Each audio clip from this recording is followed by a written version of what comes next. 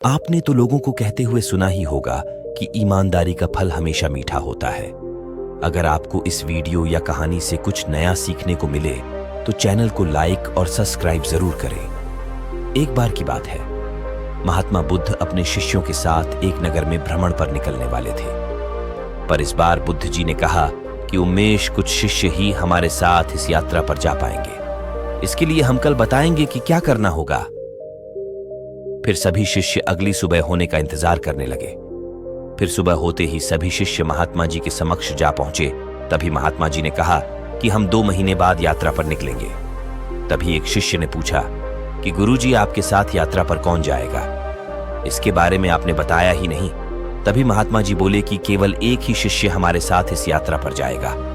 यह सुनते ही सभी शिष्य हैरानी से महात्मा जी की ओर देखने लगे। केवल एक ही शिष्य। तब महात्मा जी ने कहा कि हाँ, और इसका चुनाव हम एक परीक्षा द्वारा करेंगे। जो इस परीक्षा में उत्तीर्ण होगा वही हमारे साथ यात्रा पर जाएगा। तभी सभी शिष्यों को गुरुजी ने एक एक गमला दिया और बोले कि जिस भी शिष्य का पौधा सबसे बड़ा होगा वही हमारे साथ इस यात्रा पर जाएगा। तभी सभी शिष्य अपने अपने गमले लेकर अपने अपने कुटी में चले गए और सब अपनी तरह से अपने अपने गमले के बीजों को सींचने लगे। लगभग 2.5 महीना बीत चुका था। सभी शिष्यों के पौधे थोड़े थोड़े बढ़ने लगे, लेकिन उनमें से एक शिष्य का पौधा बिल्कुल भी नहीं बढ़ा। लेकिन फिर भी वह निराश नहीं हुआ और हर रोज की ही भांति अपने गमले के बीज को सींचता रहा, लेकिन कोई भी फर्क नहीं पड़ा। फिर परीक्षा का दिन आ गया। सभी शिष्य अपने अपने गमले लेकर महात्मा जी के समक्ष प्रस्तुत हुए। फिर थोड़ी देर बाद वह शिष्य भी वहां प्रस्तुत हुआ जिसके गमले में लगा बीज बिल्कुल भी नहीं बढ़ा।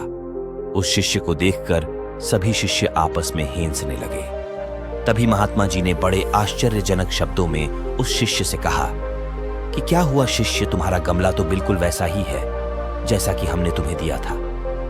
तब उस शिष्य ने जवाब में कहा कि क्या करूं गुरुजी, मैंने तो इसकी हर रोज खूब देखभाल की, लेकिन यह बड़ा नहीं हुआ। तब दूसरे सभी शिष्य उसका परिहास उड़ाने लगे। तब महात्मा जी बोले कि शिष्य, चलो तुम यात्रा पर चलने की तैयारी कर लो, हमें कल सुबह ही निकलना होगा। तभी सभी शिष्य बड़े अचंभित से महात्मा जी की ओर देखने लगे।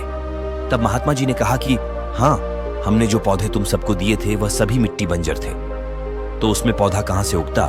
लेकिन तुम सब में से किसी ने भी सच्चाई और ईमानदारी से यह नहीं बताया कि इसमें पौधा नहीं उग पा रहा है, बल्कि यात्रा में जाने के लालच में सबने झूठ बोला। तब केवल इसी शिष्य ने ईमानदारी और सच्चाई का साथ दिया और यह कहने का साहस किया कि इस गमले से पौधा नहीं उग पा रहा है।